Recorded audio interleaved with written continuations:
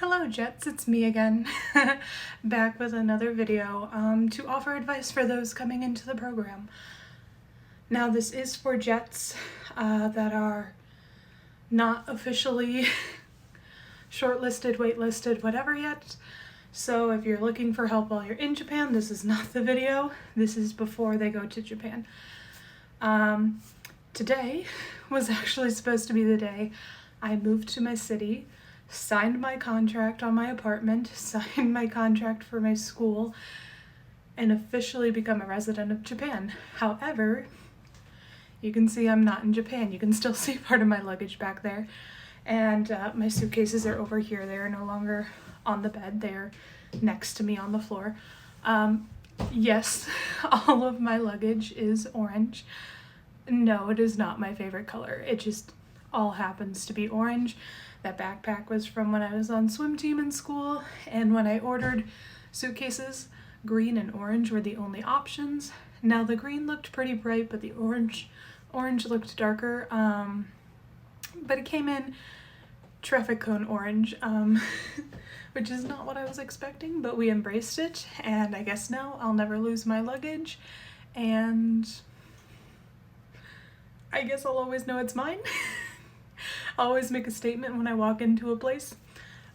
So yeah, I am still here in the United States, but I do know that interviews are starting to happen or have already happened. I know in the US they are kind of just starting this week.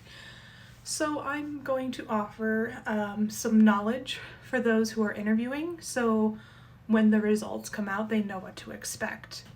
Now it's just like, well, we know what to expect. You either get shortlisted, which is accepted essentially, alternate, or waitlisted, and rejected. Pretty much 3 outcomes. Yeah, there's a lot more to those though, and I wish I knew more going into my acceptance again. A lot of you know I was alternated or waitlisted, so I was not shortlisted right away. So I may have some missing links to the shortlist because I wasn't the traditional shortlist. So I may not have everything, but I'll try my best. So with that being said, a lot of you are interviewing in the next week or two, and you're super excited, you're super nervous. Gave you some advice on that. Carry it with you. Good luck to all of you. As you know, not all of you are going to get in, and that's okay if you don't. However, in about a month or two, and about that time, you're going to start getting results. And the panic is going to start to hit some of you, and that is completely okay. That is what we're here for, to help you with. There are a lot of things you got to do before you go to Japan. And some of them I didn't even know, even with watching videos from prior jets. So I thought I'd offer a little bit more advice, especially in the times of COVID, because it might change the jet program for the future. We don't know. So with that being said, we're going to separate into 3 sections. Even though like rejection, it's like, oh, you didn't get in, what do you have to do? You don't really have to do anything, but I'm going to talk about what you want to do if you want to apply again in the future. So for shortlisting, that is another term for accepted. However, they say shortlisted because you're on the list to go as long as all your documents go through. As long as you get everything turned in, everything looks okay, you pass all the medical, whatever, you are going to go. So it doesn't guarantee that you are going until you get all of those steps covered. So that's why it's shortlisted and not accepted. Because you're on a short list to go, but only if you finish those required documents. Actually, this first one goes for everyone. I would do for everyone just to prepare. One of the things you're going to need if you get shortlisted or alternate is you're going to need a photo. Photo of what? A photo of yourself. So a lot of you had to take a photo to fill out your interview form. So shoulders, face, no hair in the eyes, no glasses. So you're going to take a photo a lot similar to that, but this time they want you in business professional clothing. I would do button-down shirt, blouse, and a blazer or suit jacket. If you don't have a blazer or suit jacket, I would get one. Or borrow one, or get a cheap one from Goodwill, whatever. And you're going to take a photo just like you did for the interview with the same specifications of the interview one. And you're going to need that in order to submit your response if you get waitlisted or shortlisted. So you're going to need that. It has to be taken within the last 3 months, all that, yada, yada, yada. So whatever month they tell you, you're going to get your interview results. The first of that month, I would take that photo, have it on whatever device you hope to get that notification on, and submit that form with, and make sure it's on that device. Just easier so you don't have to scramble around. I didn't know I needed one. And so I had to scramble to find clothes, find someone to take the photo of me in the 20-minute time slot I had in between going to my next job and getting home from my one job in order to take it. So just be prepared. Have a photo. That way you have it. I'm not going to talk in details what's on the forms and what it says. Pretty much it says, yes, I accepted the position. No, I don't. And then you have to submit a photo so they have a picture of you. So just get that out of the way. The first of whatever month you expect to get that response, take the photo so you know you have it. There are alternates from last year that got upgraded right away, like literally the same day that they got their alternate acceptance. I don't know how Jet upgrades alternates. I don't know if it's by score, if it's whoever has turned in their response form first, or if it's, oh, well, we have a spot, these many people returned their response form and this is the highest one on that list of their scoring. I have no idea how they upgrade alternates. I don't know. So I can't offer you advice on that. But let's just say this, the sooner you turn it in, the better. Let's just assume that. So get that picture ready. So that is for anyone. Even if you get rejected, it's just nice to have on hand in case you get that result. If you get rejected, you don't need it. Simple as that. But it's nice to have so you can get that done as quick as possible. Back to shortlisters. This will also apply to alternates if you get upgraded. So anything I say, shortlisting right away, alternate whenever you get upgraded. Because a lot of times they'll say, you can do this now or you can do it when you get upgraded. Because a lot of times these things expire 3 months after you do them. So if you get upgraded 4 months after you do them, then you may have to redo them. However, if you have them done right away, you can get that work done faster too. So it's all up to you to decide if you want to do these now or if you want to do these later from the moment you get notified. 1. Photos. Again, however, different photos. So the one we talked about before was probably in your home, plain background, nice clothes, whatever. You want to get some actual passport photos. Like legitimate photos that you get from someone taking a picture of you. You can get these at Walgreens, CVS, I think, Walmart maybe. I got them at my courthouse. I live in a small area, so our courthouse does a lot of these things where we get our passports. So I went there. It was for me, it was $15 for the first 2 photos and then $10 for every set after that. I ended up getting 3 sets just to be safe. I don't think you need that many, but I did just to be safe. I might get a couple more before I leave so I can use them for my license and stuff over there too, just to have them on hand. There is photo booths in Japan to get some more later if I need to though. You are going to need one of those photos for your visa application. So again, has to be taken within 3 months. So you're gonna need one for your visa application. If you plan on getting an IDP, an international driver's permit, which I would suggest everyone get it because you just don't know. Even if you don't get a driving placement, if you want to travel around Japan within that first year of having it, get an IDP. You're going to need it for your IDP application, so that and passport or visa. If you need to upgrade your passport, I would do so immediately. Don't wait until you get your results. If it's gonna expire, I think it's in with like the next year or two, I think they say. I think it's the next year that they want you to try and get that renewed. So there's not the whole mishap, because I think you do have to go to an embassy, and I've heard people having a little bit trouble getting passports renewed in Japan. If I stay the full 5 years, I will have to. But just make sure your passport's not going to expire soon. Otherwise, you will probably need another photo for that. That was not my tripod. That was someone being loud in the room behind me and me not wanting you to hear all of it. But again, back to the photos. Get a couple. Doesn't hurt you.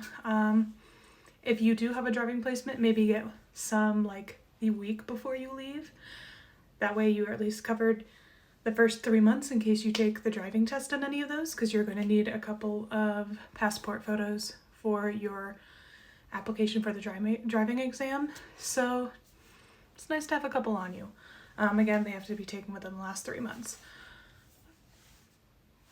Next to the next thing again is the IDP, International Driver's Permit. For the United States, this is good for a year. I don't know if that's for every country. I know for the United States it is. Some people say that Japan tries to contest, like, once you live in Japan for like 3 months, or once you get your residency or something, that it's invalid. It's not true. It's not true. If they try to fight that, try to get your supervisor, Board of Education, Claire, someone to help you. Because it should be good for a year. And it is good for a year. When you get your IDP and you know your departure date, have it start the day before you leave. Don't have it start the day after you leave, or the day you get in Japan, or the day you move to your city. Because I think there is something with that if it starts after you are in the country of Japan and not in your country of residence, like permanent residence, it's invalid. So get it to start the day before you leave for Japan, just to avoid any mishap of, well, you were in Japan this day, but I was also in my home country that day before you go to Japan. That way you get the max amount of time for your IDP for you to pass that driving test, if you have to pass the driving test. There are a couple states in the US, unfortunately, I am not from them, and you could just transfer your license over and you're good to go. There's only like 5 of those though. Nope, I have to take the test. So get it as close to your departure date without going on or past your departure date as possible. It's a nice thing for everyone to have, I'm going to say again, because like I don't need to have a car. It's easier for me to get around my prefecture in a car.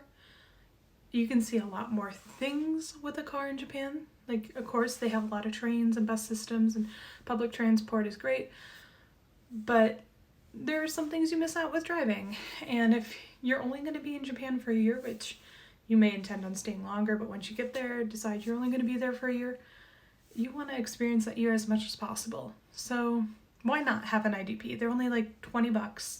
You go to your AAA and get them. Some of them take like a few weeks for registration. Try to find a AAA that can do it same day. They can do it. So just call ahead, ask them if they can do same day, like filing and stuff.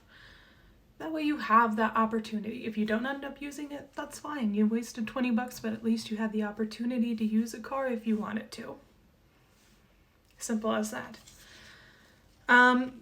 Another thing you're gonna have to look out for, a lot of these things are gonna have costs. So your passport photos are gonna have costs, your IDP is gonna have costs, those are small costs.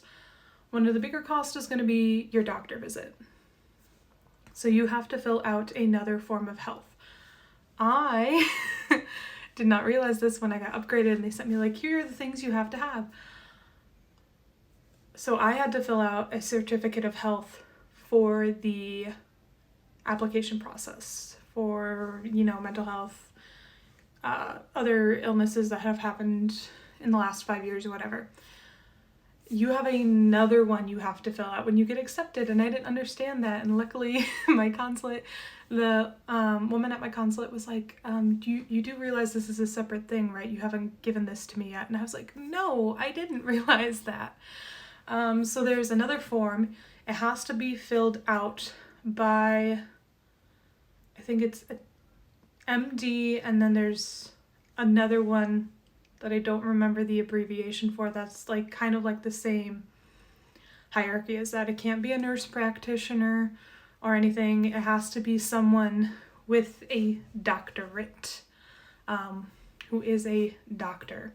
You can go to like the ones that are in clinicals right now, like they're in their trial phase for, their 3 years or whatever.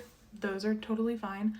They're going to need to do a physical on you, so if you've already gotten a physical done, expect that extra cost. If it's by the same doctor, they can just write that in and not have to extra cost it. I kept going to a nurse practitioner, so I had to go to a different place to get a doctor done because they weren't taking any new patients at my clinic. So if you've already gotten a physical done and it's going to have to be done by a different person, expect that cost. Then you are going to have to get a TB test. There are several different ways to get this test. You can do cheaper options than the x-ray. That's fine unless the x-ray is required. And then a urinalysis. So you're going to have to get that paid for the testing and all that on those two things. So you're going to have to set some money aside for that. Did not know that. Luckily I have insurance, so it was cheaper. But that wasn't a cost I wasn't expecting. Wasn't something I was expecting to do because I already did a certificate of health. Why do I need to do another one? You do. And you might have to do this again when you're in Japan. Your BOE might request it from you, so you might have to do this whole thing over. It's just mandatory, or, something they like to keep so they know you're healthy. So there's also that. You may have to get your doctor to also fill out a form for medication if you're diabetic, if you take any regular meds, ADHD, anything for anxiety, anything like that, in order to bring a month's supply into Japan until you find someone who can give it to you there. So when you go to your doctor, also bring that form if you need to. If you don't take anything, if you don't need anything, like if you don't need any monthly meds or anything, don't worry about it. Don't need to worry about it. Also inhalers. However, if you take like the most common inhaler, I think it's fairly easy to get a hold of in Japan. So if you do need to get that, use it very often, I think you can get it in Japan pretty easily too. Next one, FBI background check. This is a story for me. So you're going to need an FBI background check if you haven't had to already. I would advise, my opinion, you to do an electronic FBI background check. Saves you so much hassle. The closest one to me, I could do it at a post office, but the closest post office to me was 3 hours away. Luckily, my friend also had to go to that town, so I met up with her in her town and she drove me there, and I went with her to what she needed to go to, and then she went with me to do this. So it wasn't a complete hassle. I made a weekend out of it. But I would encourage you to do electronic, because so I went in, they couldn't figure out how to use the machine at first. They hadn't done it in the longest time. COVID, not a lot of people are needing quick background checks to move overseas or whatever they use them for. The consulate will give you a step-by-step on how to sign up in order to get your approval number, so you can give that to the post office or wherever they electronically scan fingerprints so they can do them. If you don't have that little, I don't know what you call it, acceptance number, registration number, whatever, they're not going to do it. So make sure you have that first. I think that's like $10 or something. And then you go in, they'll electronically fingerprint you, and then it'll be, I think, another $50 cost, which is a little, electronic is a little pricier, but again, I will tell you why. I would prefer doing this over again. If I had to, I would still do electronic. I was not even finished paying, or I had just finished paying, and I had gotten my results already. Now online it says you can it can be up to 10 business days. I got mine instantaneously. A couple people said they got theirs within 3 to 5 hours. It all depends on the demand at the time. I accidentally opened my results. Don't open your results, it could void them. Quick backed out because I didn't realize it was my results. I thought it was just like, hey, you sent them in, we'll look at them. It was not that. Luckily, so I got an email with my PIN and whatever, and I forwarded that to my consulate. They logged in and they said, nope, you're still good. They didn't void. A couple weeks later, they also send you a hard copy of your results. Hard copy came in a couple weeks later. I have a very similar spelling of a name to my mother. So when they came in, my dad just saw the starting letter of the name, ripped them open, and if I would have done paper copy, it would have voided them. So that's why I appreciate the electronic, because they're a lot quicker, and there's if I open them, that's one thing, but if somebody else opens them, I'm gonna be mad. So that's why I prefer electronic, especially if you know you have a short amount of time from when you find out you're shortlisted, get them done a lot faster. A lot faster, and then you have that email and it's all online and you don't lose them and they don't get lost in the mail. So I prefer electronic. Now if it's several hours away and it's just so much of an inconvenience of you, of course you can do mail-in. It's fine. It's fine. Jet gives you enough time that you should be able to do that. Next thing we are going to talk about is make sure you have your proof of graduation in. Most of the Jets, I think, have already graduated from my interaction with people. A lot of them that I'm with are not new graduates. So they already had their proof of graduation. But if you are newly graduating, if you are graduating in May, I think it's extended till mid-June maybe. Make sure you have that in. Make sure you submit that. Diploma, whatever.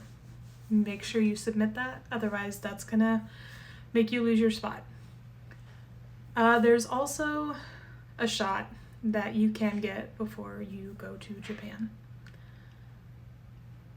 Even if I had the name written down, I couldn't tell you what it was. I can't pronounce it. It starts with an E.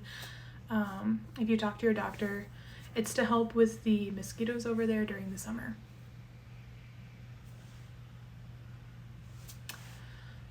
It's really expensive here, so if you can wait, it's mostly for the people in the countryside. If you can wait till you get it in Japan, because it's a lot cheaper with your Japanese healthcare. You might have to wait till a month until you get your healthcare card, but it's gonna be a lot cheaper because it's 2 shots, and each shot from one of the alternates up here that were upgraded said it was like $350. But consider it when you're in Japan. Unless you're like you have someone that's willing to pay it for you, get it in Japan. And then your visa application and your insurance form. Those are 2 other things, and then there'll be a couple other forms that on and off that Jet will have you fill out. Visa insurance are 2 of the major ones. They will provide you with examples on how to fill these out. It's okay.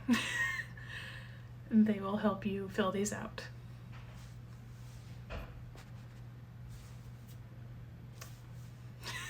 Sorry. So don't worry about that.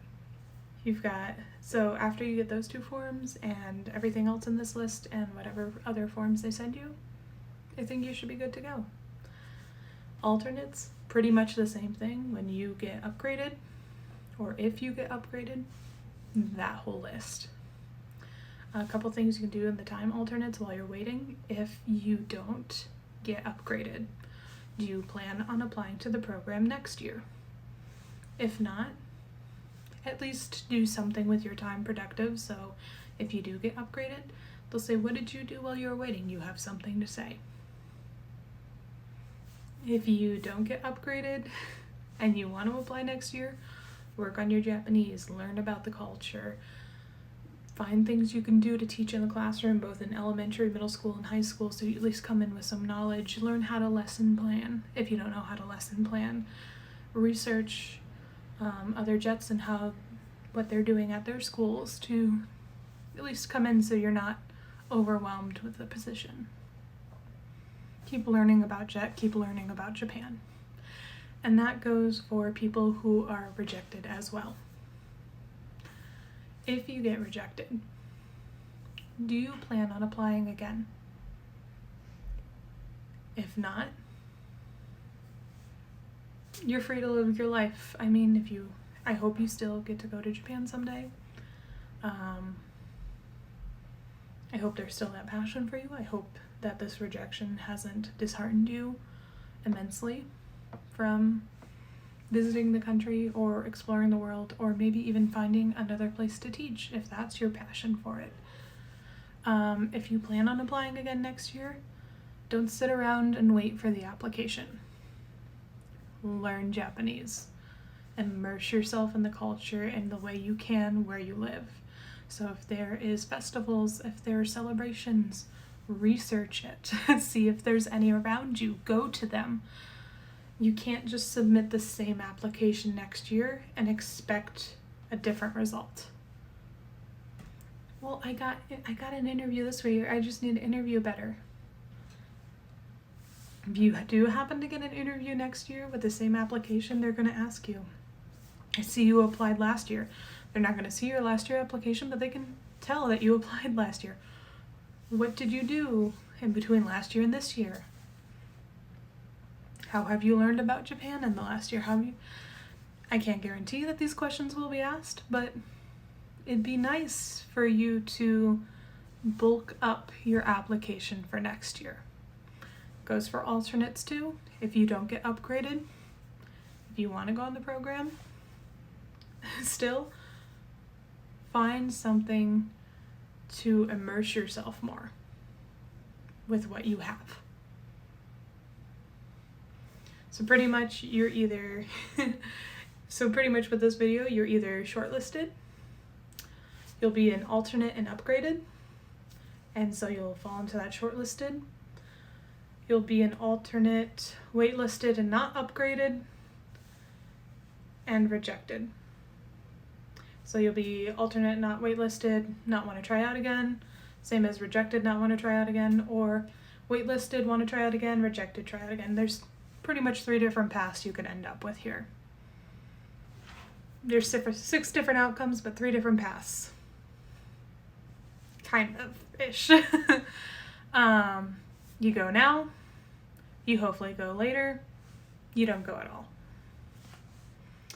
But I hope that this was able to provide you with some insight of everything you may need to prepare for, so you're not worrying about immediately when you get the response what you have to do, and some of the costs that you may not have known about that you need to prepare for. The program is very expensive. They do suggest $2,000 to $3,000 to start out. If you can, I would aim 4 to 6, just to be safe. Just to be safe, aim for 4 to 6, because you're gonna have to buy things before you go, you're going to have to pay for things before you go, you might have overweight luggage, you might have unexpected costs, you may need to buy a car, you may not have a predecessor. I had a predecessor, but he's moved on months ago. He left in August, July, and so I don't get to inherit any of his stuff. I don't get to buy the car off of him. I have to start brand new. So try to prepare, act as if you're going. If you don't get in, if you get rejected, if you get waitlisted, still act like you're going. If you choose to accept the waitlisted position, you can reject it, but if you choose to accept it, act like you're going. If you don't end up going, that's fine. Decide what you're going to do in your future. But act right now as if you are accepted and prepare for that. And then if you're not, at least you were prepared if you did. Other than that, I don't have any more advice for you today, and I hope this has helped. I will see you again and provide you my mediocre content of this current hyperfixation. I don't plan on the quality of videos getting any more serious or better. So if you don't like this very casual, very long, rambly version of me, maybe you should find another jet. But I will still be here if you need my help, if you so decide so.